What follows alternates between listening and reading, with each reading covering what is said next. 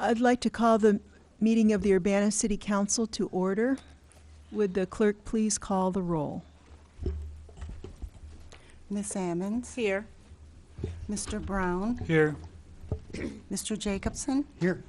Mr. Madigan? Here. Miss Marlin? Here. Mr. Roberts? Here. Mr. Smythe? Here. Mayor Pressing. Here. The first item is the approval of the minutes of the previous meeting, which is April 7th, 2014. So moved. Motion by Ammons, I'll second. seconded by Roberts. Any additions or corrections to the minutes? If not, all those in favor, please signify by saying aye. Aye. Those opposed? That motion carries. Additions to the agenda.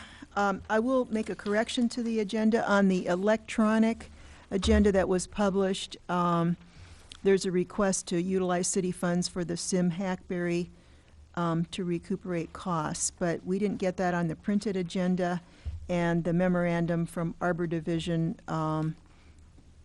is on the city website, but it doesn't, we can't really do it here because we need a budget amendment.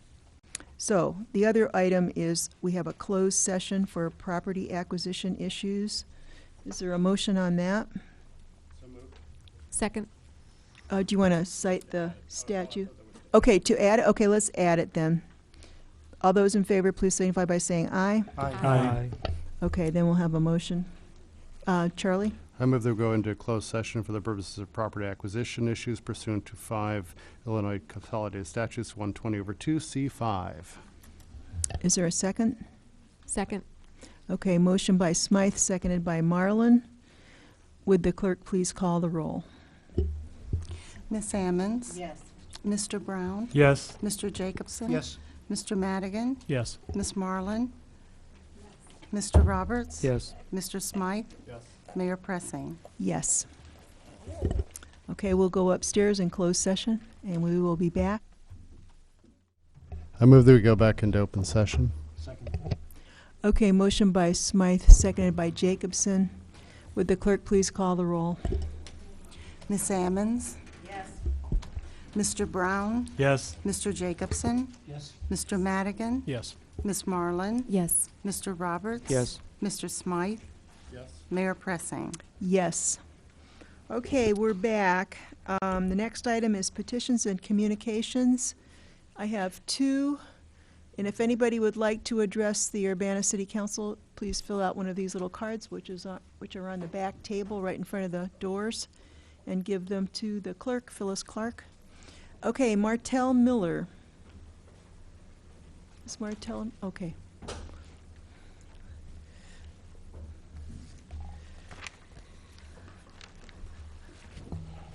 Martell Miller, 412 Illinois Street. I'm looking at the appointment that you have for the task force, which I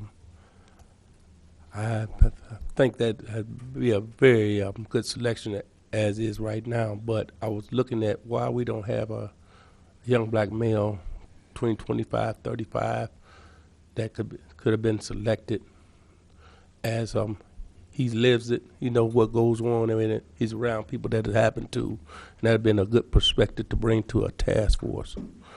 And the reason I would say that, because the things that goes on may don't get in there.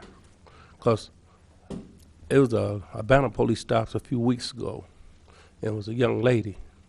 But with the young lady, she probably, they said she did a traffic violation, but then they took her son's name, that was 15, and ran his name. I don't think that happens to Caucasian people when they get stopped for traffic violations, and they ask for the kid's name in the car and run them through arms. And if that's happening, that means he's getting them put in arms, and I ain't gonna say he have a record, but they have documentations of him stopping and being in contact with the police. And these are things that happen when African Americans get stopped. So if this task force is going to work, we're going to have to get some of them issues brought in there and talked about and discussed. And that's all I want to say right now. Thank you. Okay, I want to tell you that the task force is going to have public meetings and there'll be public participation. So anybody who wants to say whatever they think is welcome to do that. Okay, Carol has a question. I just want to ask what is ARM? ARMS is what they use to pull up information about people. When the police run you, they run you through ARMS.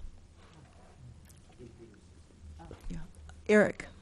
So that does raise a question, though. I mean, we have discussed the fact, and you've reiterated, that the committee workings will be very transparent and the meetings will be public. On the other hand, I could imagine a situation where some people might wish to give testimony to the commission in a non-public way. A situation like this. I mean, they might or might not. But will there be, is it appropriate, I guess, from a legal or procedural point of view, for there to be a provision for people to do that, should they desire to do that? Because the task force is like our other commissions, albeit in theory in limited duration, because there's an end point to the task force. There's not an end point to, let's say, the Public Arts Commission or the Tree Commission or any of the, Human Rights Commission. It still would be subject to the Open Meetings Act, and to the extent that exemptions for open meetings, i.e. provisions to close a session, are available, then the task force would have the opportunity, if it so chose, to close that portion of the meeting as long as it fits within one of or more of the exemptions. But if otherwise, no. Okay, so we'd have to look at the state statute and see if there were any potential situations which would fit within Yes. the exemptions that are in the state law. Yes. Okay, because it does seem to me that, I think you've raised a really interesting issue. I want the task force to be completely transparent, and yet I do want people to be able to approach the task force or members of the task force in confidence if they feel more comfortable in doing that. So I think we'll have to sort of figure that out in the terms of the procedures that the task force adopts. So what the lawyer's saying here, that the task force will be able to have a closed session, which is supposed to be a public meeting, so Well, they can go to closed session? I'm just trying to get understanding what he just said. Yeah. It would be done very much like the council did just now on a particular issue. The way a governmental body, and the task force would be considered a public body under the Act, the way a public body goes into session is there are certain areas in the governing statute, the Open Meetings Act, which provides for conducting business in a closed session. That doesn't mean the whole meeting is closed unless the whole meeting is devoted to a topic that is in one of these areas that allow for closing of the session. For instance, tonight, because there was discussion of acquisition of property, there's a section in the Open Meetings Act that says a public body, including task force, or in this case the council, can go into a closed session just to discuss that. They can't take any action. They can discuss something. Any action has to be taken in the open. And if there are other portions of the meeting, just like tonight, that are not amenable to a closed session, then of course they have to be undertaken in open session. Okay, so they follow the same thing as elected officials, and so you didn't really startle me with what you just said there, because if we can close down a meeting that's supposed to be public and discussing issues in the community, what will cause them that the issue's supposed to be out front of the community? What will give them the right? I understand by the bylaws of the state. So will they be able to make? Martell, if I can just Okay, clarify. Carol would like to answer your The question. threshold for closed session is pretty high. The state statute really does define it pretty clearly. I don't believe that I can think of any particular reason why that task force or any other task force that we have currently would go into closed session because it's for negotiating the property, hiring, you know, it's really specific. So I can't think of anything that would cause pause for you at this point. Okay. Thanks a lot. And I'm Okay. gonna say one thing before I leave. I do not think Banner Police need tasers. I think dealing with mental patient, we need to figure out. I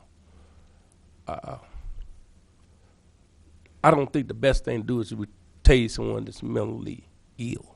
And I just seen a special last week about a teen that got tased at school. They had to put him in a medical coma because he fell in his head because he had no control over himself for months. And now I think it was in California. And I think the city council, I'll see if y'all can look it up and find that a teenager got tased. Thank you. Thank you very much. Reverend Dr. Evelyn Underwood and Bishop King Underwood do not wish to speak, but for the record would like to say that they are concerned about the Ellis sewer problem. Is there anyone else who would like to address the Urbana City Council?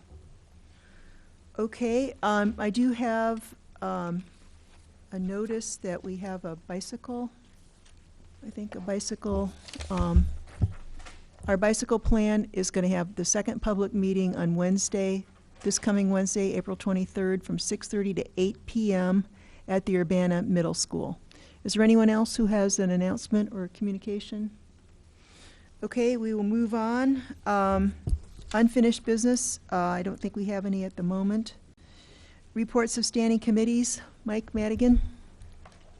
Thank you, Mayor. The Committee of the Whole last week forwarded to the council with a recommendation to approve ordinance number 2014-04-037, an ordinance annexing certain territory to the city of Urbana, 3005 East Anthony Drive, Mason Armstrong. On behalf of Second. the committee, I so move. Second. Okay, motion by Madigan, seconded by Ammons. Any discussion? Would the clerk please call the roll? Ms. Ammons? Yes. Mr. Brown? Yes. Mr. Jacobson? Yes. Mr. Madigan? No. Ms. Marlin? Yes. Mr. Roberts? Yes. Mr. Smythe? Yes. You left off one. Mayor Pressing. Oh, Mayor Pressing. Yes. That motion carries. The Committee of the Whole forwarded to the council with a recommendation to approve resolution number 2014-04020R, a resolution approving the City of Urbana and Urbana Home Consortium Annual Action Plan for fiscal year 2014-2015. On behalf of the committee, I so move. Motion by Madigan, seconded by Smythe. Any discussion? Does this require a roll call, or can we just do it by voice vote? I guess it's a lot of money, so we'll have a roll call. Would the clerk please call the roll? Ms. Ammons? Yes. Mr. Brown? Yes. Mr. Jacobson? Yes. Mr. Madigan? Yes. Ms. Marlin? Yes. Mr. Roberts? Yes. Mr. Smythe? Yes. That motion carries. Forwarded to the council with a recommendation to approve was resolution 2014-04021R, resolution approving the transfer of volume cap in connection with private activity bond issues, single-family mortgage revenue bonds, and related matters. Private bond cap allocation, Assist MCC Program, Series 2014. On behalf of the committee, I so move. Second. Motion by Madigan, seconded by Marlin. Any discussion?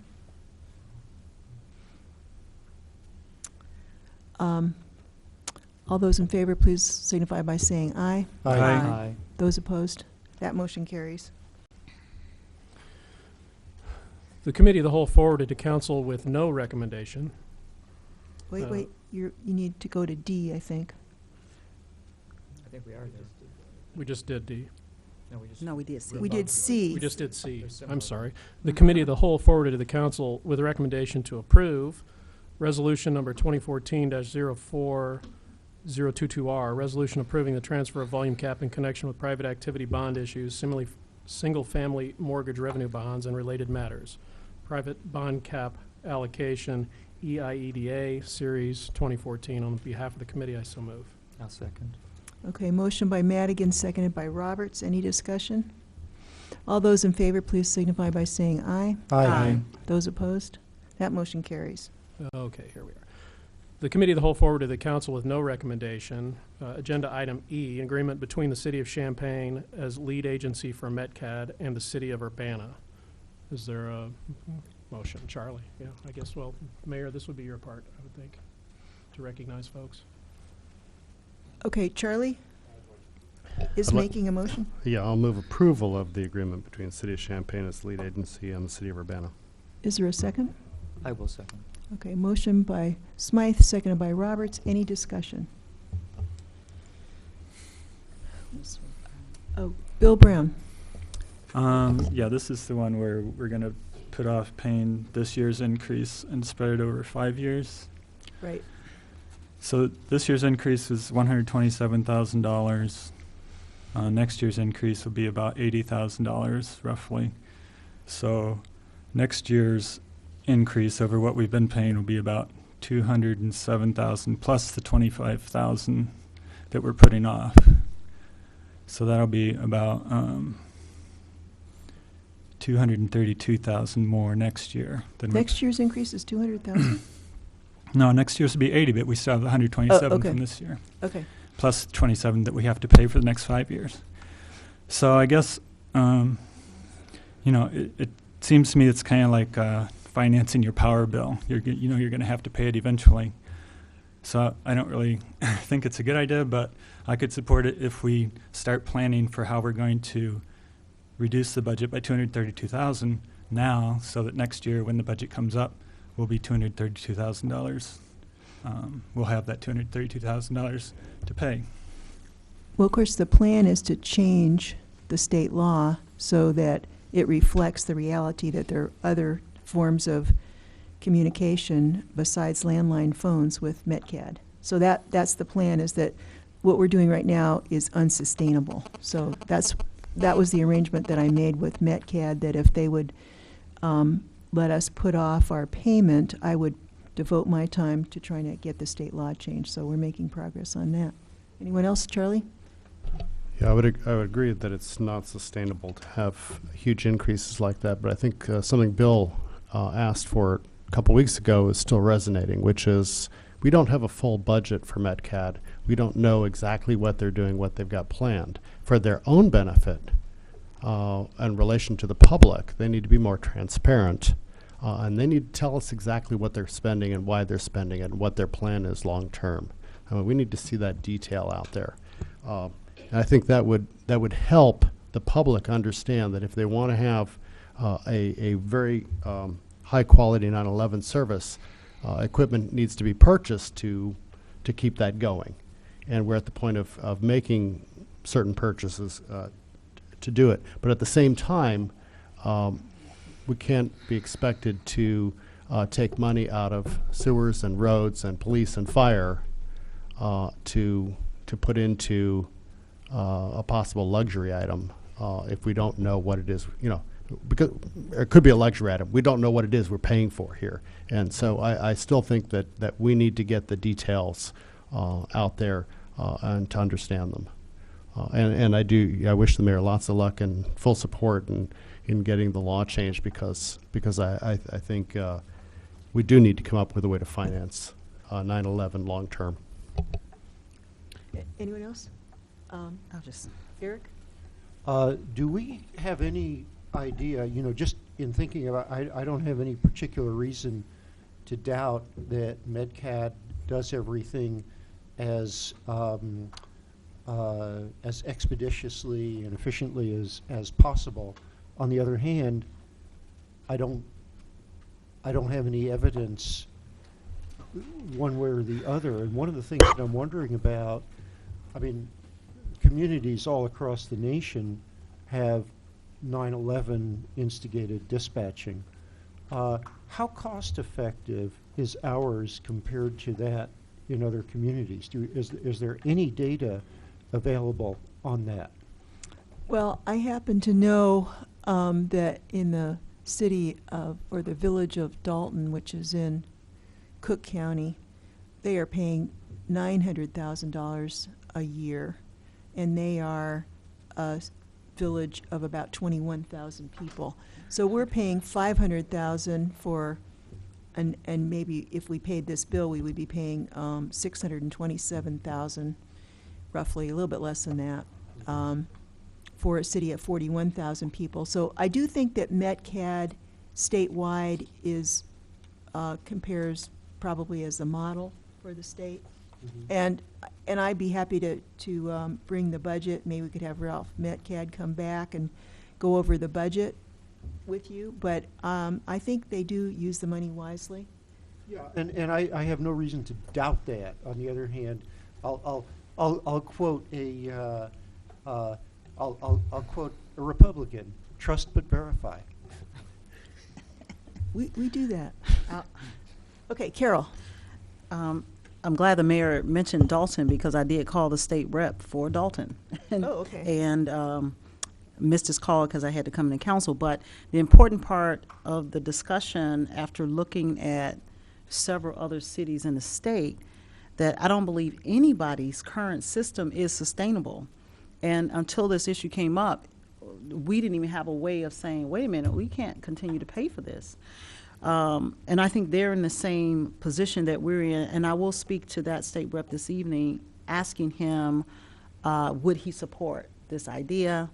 And if so, if he would help to move it forward so that we don't get on the hook for this extra $80,000 that actually we don't even have in the budget to pay.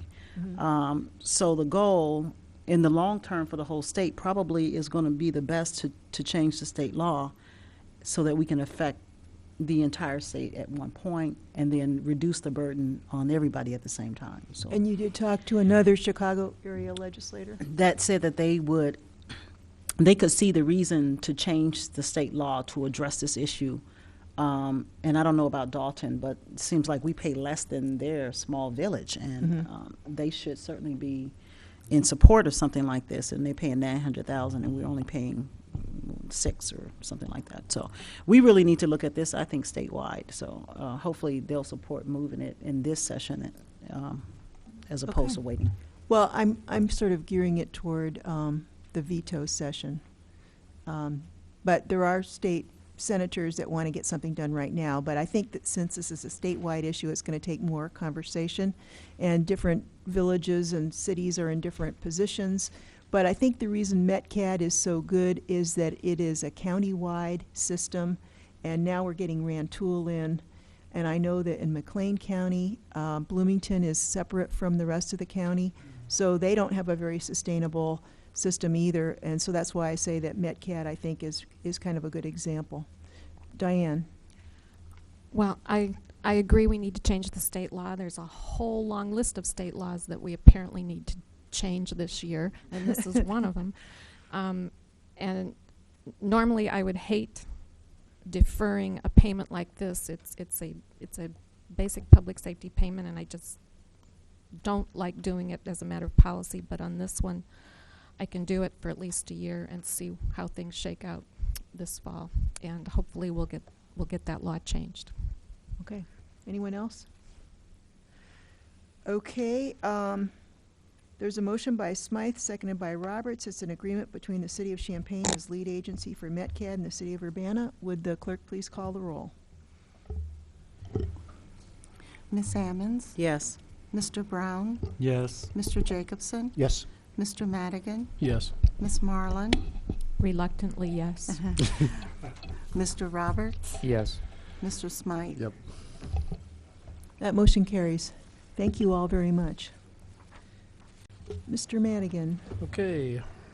Committee of the Whole forward to the council with a recommendation to approve agenda item F, an amended agreement concerning the provision and administration of Metropolitan Computer Aided Dispatch, known as MetCAD, by and between the City of Champaign, the City of Urbana, Champaign County, and the University of Illinois. Well, on behalf of the committee, I so move. Motion by Madigan, seconded by Smythe. Any discussion? Ju- Charlie? Just going to point out that this brings Rantoul into the system. Right. Okay. Would the clerk please call the roll? Ms. Ammons? Yes. Mr. Brown? Yes. Mr. Jacobson? Yes. Mr. Madigan? Yes. Ms. Marlin, Yes. Mr. Roberts, Yes. Mr. Smythe. Yes. That motion carries.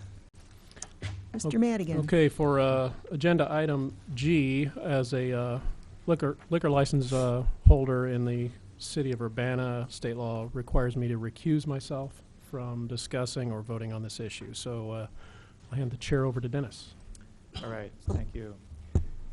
And the last item here is item G on the agenda, ordinance number 2014-04038, an ordinance amending the Urbana City Code, Chapter 3, Section 3-43, increasing the number of Class R2 liquor licenses for Mesquita Grill Incorporated, 202 North Race Street, Suite A. And for the committee, I moved approval. Motion by Roberts, seconded by Smythe. Any discussion? Would the clerk please call the roll? Ms. Ammons? Yes. Mr. Brown? Yes. Mr. Jacobson? Yes. Ms. Marlin? Yes. Mr. Roberts? Yes. Mr. Smythe? Yes. That motion carries. Reports of special committees. I have Dennis, one. did you want to report? Yeah. And to do this, I'm going to do a slideshow, so I'm going to go up to the computer.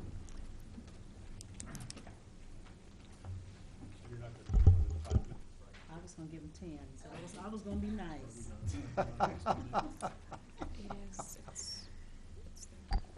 My understanding is that special committee reports don't have limitations, but so since it's not public input, but this won't take long. But we're going to go through them very fast. Really, I just want to show you pictures. This is a report. I thought it was worthy to talk about. Really, what this is a completion of some really large projects that the Urbana Sister City program has been conducting. You know, we've had, this is the second large grant that the city got, and this is a trilateral agreement grant called the Sino-African Initiative. We've worked for 2 years on this grant, partnering with the city in China and our sister city in Malawi, Africa, and we've conducted the grant and we're completing it. And I just wanted to show you pictures of the grant process. Here they are. Getting the first workshop set up that was Nairobi, Africa. When we initiated the grant, and our grant was about doing solid waste treatment and resourcing and sewer repairs in Malawi using partnership agreements with the United States and China. It's a really big concept. Sister cities tried to see if it was practical to do these kinds of programs. And the interesting thing was they only tried 3 this time, and Urbana was one of the 3 cities in the United States that participated. So we sent our group of people over to Malawi to evaluate the conditions. And the conditions included massive trash collection needs in that community, as you can see from the slide. And repairs. So what the group jointly decided to be solutions was, one, to repair a broken down sewer line that led to the local hospital, and to create new trash bunkers for residents in rural areas to dump their trash out, which would also allow for sourcing out and recycling. They also built at the land dump a sorting and composting facility, which is a new building now that occupies space at the landfill, and they will be employing private businesses to conduct the composting process. So it created new jobs. And it was very interesting that an independent judging panel decided to support Urbana's decision to do this because waste solutions in Africa need a lot of attention, and this project addressed it completely and very successfully. And so there was sensitivity and cultural performance arts to explain the process of composting and collecting. So these were some of the pictures of some of the exchanges that we had in Malawi, and you can see that we have Chinese representatives in these exchanges as well as Urbana exchanges. And we visited certain campus and city public works offices, and we threw a party. Then we had a trip to China. Actually, there were 2 trips to China. One was made by the mayor, and it was like the it was the groundbreaking trip which allowed this process, to this connection to the Haizhu district in China to open up to allow the grant process to take place. So that was a successful trip, and then the result was that we had both Africans and people from Urbana go to Haizhu and tour their facilities and learn about solid waste. So now to celebrate the fact that these projects have been completed and to further interest in Chinese and American partnerships, Citrus Cities International threw a conference in Washington, D.C. at the end of March, and we had 6 people from Urbana go. There were talks and meetings. You can see a couple of friendly pictures of people hoisting a beer, it looks like, perhaps here, and serious meetings. We had a reception at the Chinese Embassy, which is a brand new building on the north side of Washington, D.C. There were some Citrus City agreements signed during that meeting, none by us, but by other communities. Our Chinese Citrus City friends, when they were in D.C., the first thing that happened in the morning is they wanted to go to Chinatown, and I didn't know there was a Chinatown in D.C., but we did find it, and the food was excellent. We had a wonderful Chinese breakfast, and Xi Zhang says, "Now I am happy." During the meeting itself, the participating members of these 3 projects were able to present their findings and what they have accomplished in panel discussions. Here we see Busta Chimoa and Chris Storr presenting for Urbana. A couple more pictures of that. And at the end, recognition was granted. We gave a certificate of appreciation to Mary Kane, the president of Citrus Cities International, a very, very gracious woman. And Citrus Cities International awarded the 3 participating cities bronze plaques to take home, and we do have one, and we'll put that in the city building. We have a display case out here that I'm going to set up this week. So that being done, the next thing that happened locally was that Urbana hosted the statewide Illinois Citrus City Association annual meeting. This meeting is held once a year, and it's done at various locations in the state. We volunteered to do it this year, and we just finished holding it between April 12th and 13th, about what was last weekend.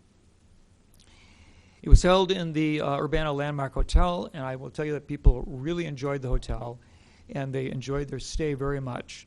Got really excellent comments about the facility. Just some pictures of what happened. We had an opening welcome speech by Robert Easter, president of the University of Illinois. We had dance performance by the Chinese Heritage Association. These young gals did a beautiful dance to traditional music. This is a picture in the library where there were kind of a greeting session going on and interactions between the different cities. The state board met, and actually they met twice in the library. They felt that they were in wonderful surroundings. During the meeting, the mayor opened the session also by greeting the residents and, well, the attendees to Urbana, and the state president spoke to them as well, Paula Radant, which is in the lower corner there. We had breakout sessions which allowed people to learn things about sister city programs, and one particular interest was Professor Yu-Ian Chang, Wang, who presented the history of the University of Illinois and China relationships, a century of progress and participation between these countries, starting with at the U of I at the turn of the century after the Boer War. Back in last July, the first Sister City trip to China occurred. We visited Haizhu District, but during that time we also stopped at the home of the artist Lu Yonggong, who graciously showed us his artworks and treated us to a wonderful dinner that he made. He was the artist of the corridor last year, I guess it was a year and a half ago perhaps. who had some beautiful work here in Urbana and became a good friend of John David Mooney. And he was recently invited to come to display his works at the gallery owned by John David Mooney up in Chicago. And because he was in the area, we invited him to be a special guest during our conference. And he surprised us all by the day before he came down and asking me to pull together some materials because he wanted to do a painting as a demonstration of Chinese brush painting to the attendees of the conference. So I've got a couple of pictures of him doing that. Of course, he does not speak English except for a few words, and so Professor Chang graciously was translating his comments as he explained his painting and his technique. We didn't know what these black lines were going to become, and we were all surprised to find them become rooftops to a village next to a wetlands, which he developed as we watched him. This is the finished piece. He and his wife and Chris Storr are looking at it. In return, we gave him a couple of gifts as well. The picture itself has been donated to the collection at the university, but we have possession of it currently, and we have sort of like an unlimited opportunity to display it if we have a way of doing so in the city building until it needs to be turned over to the permanent collection. And a certificate of appreciation was given to Professor Chang, who has been so instrumental in setting up our Chinese Sister City program. A lot of thanks to Mr. Chen. So we had a wine and view during a lunch break before dinner. And we had a Saturday evening dinner, which turned out to be a lot of fun. We had a Malawi Mixer number 5. It's a dance party. It was preceded by a buffet and a cultural entertainment, including a performance of the Chi-Town a cappella singing group from the U of I, doing 4 numbers, really a wonderful group, good singing songs in Hindi concerning a romance and I guess young love, perhaps. Everybody really enjoyed it, and you can see that the hotel has a great possibility for conventions and banquets. The buffet was an international buffet with foods from a lot of different lands that were prepared by Piato's Cafe here in town. They did a really great job of catering. Soft jazz was performed during the meal by Brad Wheeler and Donnie Heitler, who made the evening really a pleasant event, and set up for the final event, which was an all-out fun party with Wanangi Kantunda and his band, including Rick Deja. And they performed popular music of Africa, and people did dance. We got a lot of people dancing on the dance floor. It took a little encouragement at first, but people really let loose and had fun. So a couple of pictures of people moving and grooving in the hotel ballroom. And then finally, the conference ended with a business meeting. I won't bore you with those pictures, but some members of the board were elected statewide. And Lula Chen, who has been the director of the Sino-African Initiative for us for the last 2 years, was our keynote speaker. Lula is a tremendous lady. She's a product of Urbana. She went to Uni High School, graduated from the U of I, got an advanced degree at Georgetown University in Washington, D.C., and was hired immediately by Sister Cities International to conduct and manage this Sino-African Initiative project. So she's now completed the project, and her first gig as a freelance individual was to come down to Urbana and be our guest speaker. And she informed me that she is now enrolled for a PhD program at the U of I. We're really fortunate to have that. A little bit of information about the Sister City program. We always meet on the 3rd Wednesday of the month. We've recently been meeting at the Urbana Landmark Hotel because it's a nice place to meet. And I wanted to tell you that during the afternoon break, we had 2 dedications of plaques, signs in the Joseph W. Royer Arts and Architectural District. And these took place. One of them was to commemorate the fact that local architect Joe Royer designed the hotel. And so we got XJ, who's the current owner, to come out and do the ribbon cutting. Brian Adams spoke about the importance and the significance of the hotel architecturally and also culturally. And then we walked across the street and we did the same second ribbon cutting, because we now have a new plaque up at the library. This is one of the most popular destinations in the city.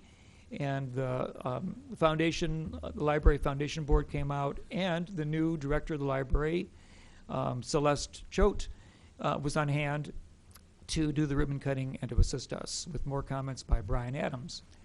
And guess what? That's 52 slides in about 5 minutes. Well, May have seemed like 5 minutes to you. to me, and you know what, and I'm an optimist, so I guess that's the problem. Thank you very much. Okay, thank you very much, Dennis. All right, now we are on to reports of officers. Any officers that want to make a report? The police chief, Pat Connolly. The good news is I have two good announcements. One is this portion that Ms. Ammons asked for is much shorter than last week's, so I will present those to you, and hopefully if there's any other questions, I'll be able to address those next week, but this should complete all of the questions that you posed, okay? So I'll just let them pass it around that way. Is that it? That's it. Oh, okay, thank you very much. Anyone else? No? Okay. Brian Neitlinger, our fire chief.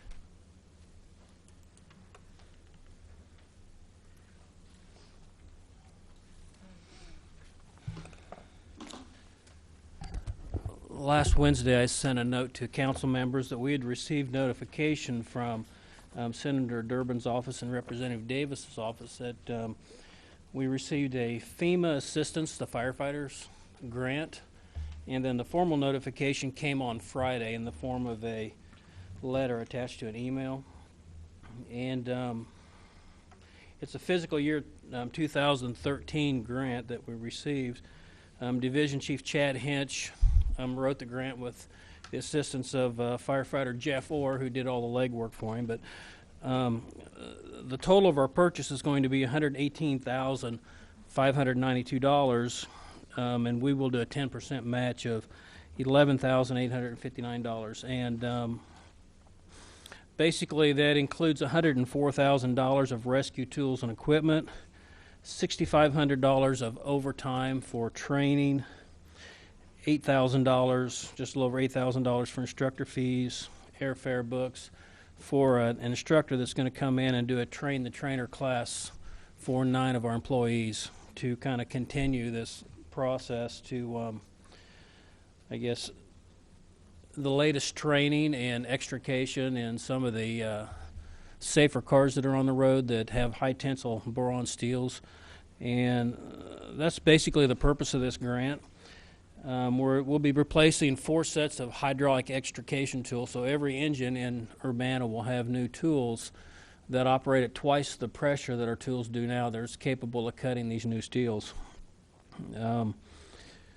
DC Hinch noted that in 2012, the Urbana Fire Department responded to 329 vehicle accidents and performed 209 extrications. So, you know, we do a lot of this kind of work, and as some of these newer cars are on the road and are involved in accidents, we'll be able to extricate people out of these cars much quicker and a lot more efficiently.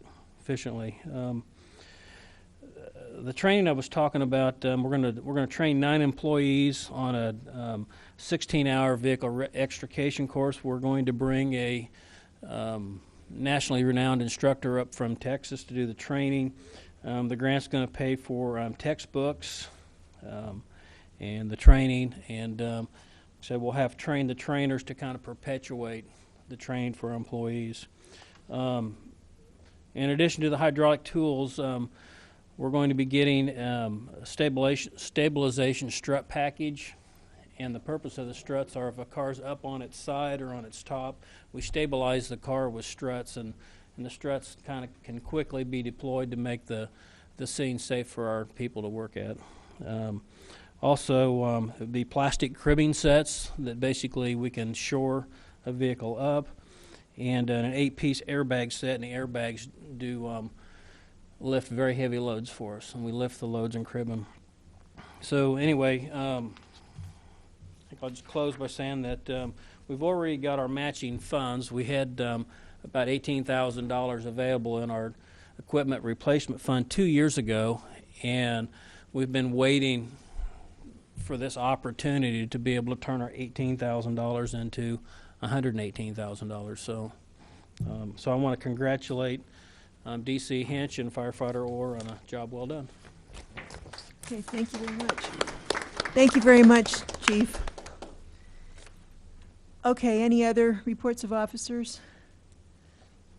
I will report that we're getting a lot of publicity on the tax bills that are going to be going out, and make it clear to people that the city did not raise taxes, and in fact, our levy is going down so that we can keep the same rate.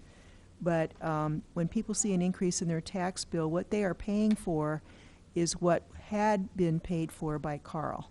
So we call it the Carl effect. And I don't think people are going to be very happy about it, but we are doing our best. We're in court. They sued us, and we're countersuing and saying we think that law that allows them to not pay property taxes is unconstitutional. So when I made the statement that was quoted that this could kill Urbana, the last part of it wasn't in the headline, which was, that's why we're fighting it. So I want people to know the whole story. Okay, we'll move on to new business. The first is the appointment of Chandra Somerville to the 11th spot on the Urbana Traffic Stop Data Task Force, and you have her application. There were several people that applied. I thought she was the top candidate. I'd like to make a motion that we accept that appointment. Second. Okay, motion by Dennis, seconded by, I think Diane just Diane seconded Rowland it. But Charlie, did you want to say something, or were you going to? No, I was going to make the motion. He was going to make a motion, okay. Any comments? All those in favor, please signify by saying aye. Aye. Those opposed? That motion carries, and thank you very much. Next is ordinance number 2014-04-039, an ordinance approving a major variance to allow an increase of floor area ratio to 0.47 in the city's B1 neighborhood business district at 907 West Fairview Avenue. All right. Okay. Thank you. This is a request by Gary Frick of Olympic Construction to add an expansion to their existing building at 907 Fairview. Let me zoom in here. This is the building with the hash marks over it. The request is to do a 1,296 square foot addition. The lot size is 7,700 square feet. The current use is it's mostly storage, some workshop space, and a little office for Olympic Construction. The existing use was granted a conditional use permit in 2006. The addition would add another 1,200 or 1,300 square feet of storage that they need to grow their business. It would also bring the floor area ratio of the property up from about 0.299 to 0.47. And in the floor area, I'll explain really quickly, is just the area of the building, of the floor area of the building, divided by the area of the lot. So in this district, B1 district, the maximum is 0.30, and he's requesting to increase that to 0.47. And since, because this is a major variance, it went through zoning board. They voted 5-0 to forward it to City Council for final approval. Just a quick look at surrounding land uses. To the east, there's more retail space. To the north, there's an apartment building. That property has got a floor area ratio of about 0.8. Everything to the northwest and to the, to the northwest and west is single family and duplex homes, and those are all zoned R3. Quick note on floor area ratio in, R2. In the R2 district, the maximum floor area ratio is actually higher than it is in the B1 district. And the future land use for the property in the comprehensive plan is community business. You can see it here. The surrounding properties are all given a future land use of community business as well. There's a note to promote community business that can serve the university population and the immediate neighborhood. So taking a look at the site plan, the proposed addition would be just north of the existing building. It would extend 36 feet north of the current building. All of the, except for a floor area ratio, all of the other design regulations would be met. Required yards, parking, all of these things. There's access to the property through the family video parking lot. There's two easements to allow access to both Fairview Avenue and Lincoln Avenue. Taking a look at the criteria for the variance, the variance is necessary due to special circumstances, basically the location and the size of the lots and the use of the lots. The location is conducive to the public convenience. Olympic Construction has been there since 2006. They do a lot of work with Carle Hospital and with the University of Illinois. The lot is a little undersized for this use. It was platted for a residence, but it's been used as a warehouse and kind of a industrial neighborhood, commercial type uses for several years, many years before Olympic Construction moved into the site. The variance is not a result of a situation created by the petitioner. It was used as commercial and storage prior to them moving in. The variance will not alter the character of the immediate neighborhood. It will decrease the front yard. Right now they've got a really deep front yard, about almost 60 feet. It'll decrease that to about 19 feet, which is actually more in character with the other homes in the neighborhood. And the apartments across the street I mentioned, they have a higher floor area ratio of 0.8. This will only bring this property up to 0.47. The property will not cause a nuisance to adjacent properties. The activity's been there for 8 years. We haven't got any complaints. All their activity is oriented towards or away from the single-family homes and towards the commercial area. Let's see. And finally, the variance represents the minimum derivation from zoning ordinance standards in order for Olympic Construction to stay at this location and serve the area. Again, the zoning board voted 5-0 to forward with the recommendation for approval. And Mr. Frick is here to answer any questions if you need. Okay, any questions for Jeff Engstrom or Mr. Crick? Yes, Dennis. Yeah, I don't have any problem with this. It seems like it's we'd like to see businesses increase and be prosperous. And I guess my question for you, Jeff, is with the 19-foot setback that's now going to be created because of the addition, does that pretty much match up with the front porch setbacks of the rest of the street?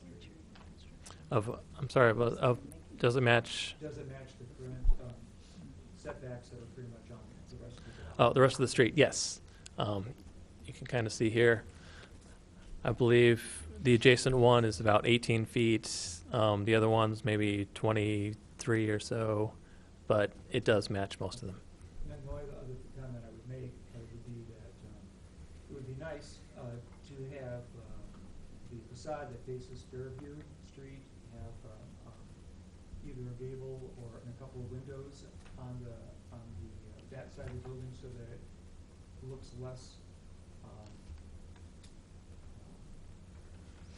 commercial. Yeah, I think we're in commercial and a more that kind of blends into the residential quality of the houses that are on the rest of the block. That would be a thoughtful design thought. One thing I failed to mention before, if you look at this from the street, you really can't see much beyond the street trees.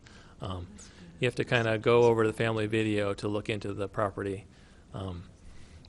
Just I wanted to point out that the impact of the property on the neighborhood is pretty low because of the street trees. Okay. Is there a motion? Oh, there was another question? Charlie Yes. has said Well, Charlie. Actually, mine was the same question and so and the same suggestion. Diane, did you have one? I'll move. Oh, a motion? I would move ordinance number 2014-04-039. Approval. Second. Okay, motion by Marlin, seconded by Madigan. Any other discussion? If not, would the clerk please call the roll? Ms. Ammons? Yes. Mr. Brown? Yes. Mr. Jacobson? Yes. Mr. Madigan? Yes. Ms. Marlin? Yes. Mr. Roberts? Yes. Mr. Smythe? Yes. That motion carries. Mayor? Mr. Smythe. Yeah, before we adjourn, so we'll see the Sim Hackberry stuff on committee next week with a budget amendment all properly done? Is that Right. the idea? Okay. Right. And then could I request for committee in 3 weeks that we talk about, and these were two things we deferred from the annual fee